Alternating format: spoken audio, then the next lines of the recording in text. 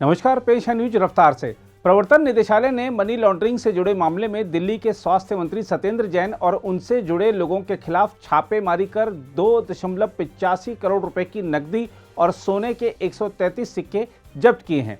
प्रवर्तन निदेशालय ने एक बयान में कहा है कि सत्येंद्र जैन और उनके सहयोगी के परिसरों में 6 जून को की गई छापेमारी के दौरान 2.82 करोड़ रुपए नकद और 1.80 किलोग्राम वजन वाले 133 सोने के सिक्के जब्त किए गए। ईडी ने कहा है कि आगे की जांच जारी है। वहीं इस कार्रवाई पर सवाल उठाते हुए दिल्ली के मुख्यमंत्री अरविंद केजरीवाल ने कहा है कि प्रधानमंत्री नरेंद्र मोदी पूरी ताकत के साथ आम आदमी पार्टी और उसकी सरकारों के पीछे पड़े हुए हैं।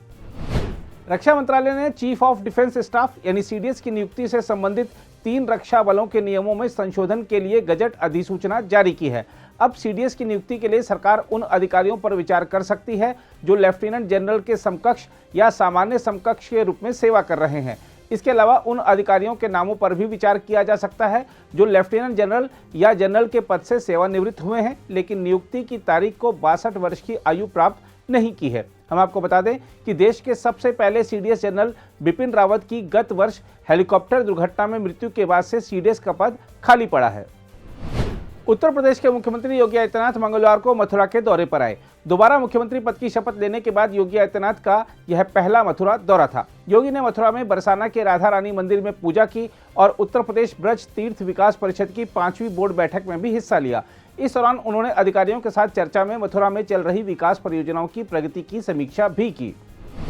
जम्मू कश्मीर के गंदेरबल जिले में स्थित खीर भवानी मंदिर में दर्शन के लिए मंगलवार को कड़ी सुरक्षा के बीच लगभग 250 श्रद्धालु सरकार द्वारा उपलब्ध कराई गई बसों से जम्मू से रवाना हुए। इन श्रद्धालुओं में ज्यादातर विस्थापित कश्मीरी पंडित समुदाय के हैं। हम आपको बता दें कि प्रसिद्ध राग्या देवी मंदिर में हर साल आयोजित होने वाला माता खीर भवानी मेला विस्थापित कश्मीरी पंडित समुदाय के सबसे बड़े धार्मिक कार्यक्रमों में से एक है।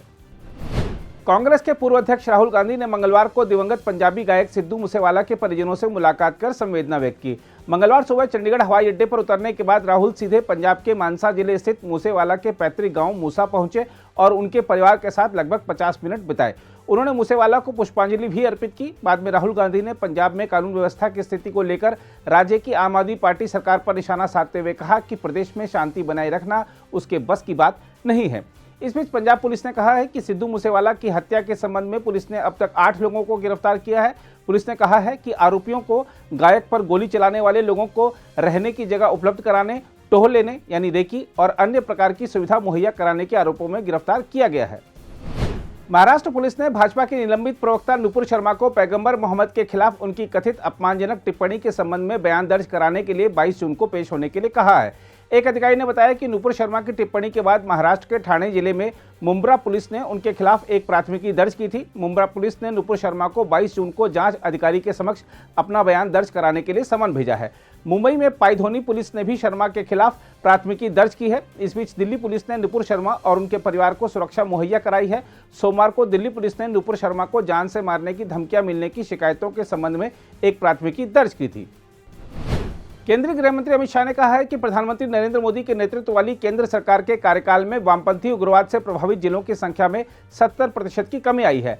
राष्ट्रीय जनजातीय अनुसंधान संस्थान का उद्घाटन करने के बाद अमित शाह ने अपने संबोधन में यह भी कहा कि पूर्वोत्तर के 66% से अधिक क्षेत्र से सशस्त्र बल विशेषाधिकार अधिनियम यानी आफ्स्पा हटा लिया गया है। अमित शाह ने कहा कि कांग्रेस जब शासन में थी तब 8 साल में पूर्वोत्तर के राज्यों में 8700 अप्रिय घटनाएं हुई थी, जबकि मोदी सरकार में यह घटकर 1700 रह गई। उन्होंने कहा कि कांग्रेस शासन में 304 सुरक्षा कर्मियों ने अपनी जान गंवाई थी, जबकि मोदी सरकार में यह संख्या सिर्फ 87 रही। विवादों में घिरे ब्रिटेन के प्रधानमंत्री बोरिस जॉनसन ने अविश्वास प्रस्ताव जीत लिया है। कंजर्वेटिव पार्टी के 211 सदस्यों ने उनके पद पर बने रहने के पक्ष में मतदान किया, जबकि 148 ने उनके खिलाफ वोट किया। बोरिस जॉनसन ने कहा कि यह मतदान व्यापक रूप से उनके पक्ष में रहा, क्योंकि 41.2% के मुकाबले 58.8% ने उनके पक्ष में मतदान किया। हालांकि इन परिणामों के बाद उनके विरोधियों को उनकी आलोचना करने का मौका मिल गया है, जबकि उनके समर्थकों का कहना है कि परिणाम दिखाते हैं कि पार्टी के अधिकतर सदस्य बोरिस जॉनसन के साथ हैं। भारत और दक्षिण अफ्रीका के बीच गुरुवार को दिल्ली में होने वाले पहले T20 अंतर्राष्ट्रीय क्रिकेट मैच के 94% टिकट बिक चुके हैं। हम आपको बता दें कि अरुण जेटली स्टेडियम की क्षमता 35,000 दर्शकों की है। दिल्ली में नवंबर 2019 के बाद पहली बार अंतर्राष्ट्रीय मैच का आयोजन हो रहा है। दिल्ली और जिला क्रिकेट संघ यानी डीडीसीए के संयुक्त सचिव राजन मनचंदा ने कहा है 94% टिकट बिक चुके हैं, अब करीब 400 से 500 टिकट ही बचे हैं। उल्लेखनीय है कि लगभग 27,000 टिकट बिक्री के लिए रखे गए थे। कमजोर वैश्विक संकेतों और विदेशी कोषों की लगातार निकासी से घरेलू शेयर बाजारों में लगातार तीसरे कारोबारी सत्र में गिरावट रही और मानक सूचकांक सेंसेक्स 567.98 अंक लुढ़क गया। कारोबारियों का कहना है कि निवेशकों ने भारतीय रिजर्व बैंक की बुधवार की मौद्रिक नीति समीक्षा को देखते हुए सतर्कता बरती और लिवाली से दूर रहना बेहतर समझा। बीएसई का 30 शेयरों वाला सेंसेक्स कारोबार के अंत में 567.98 अंक यानी 1.02% की गिरावट के साथ 55,107.34 अंक पर आ गया। इसी तरह नेशनल स्टॉक एक्सचेंज का निफ्टी भी 153.20 अंक यानी 0.92% गिरकर 16,416.35 अंक के स्तर पर बंद हुआ।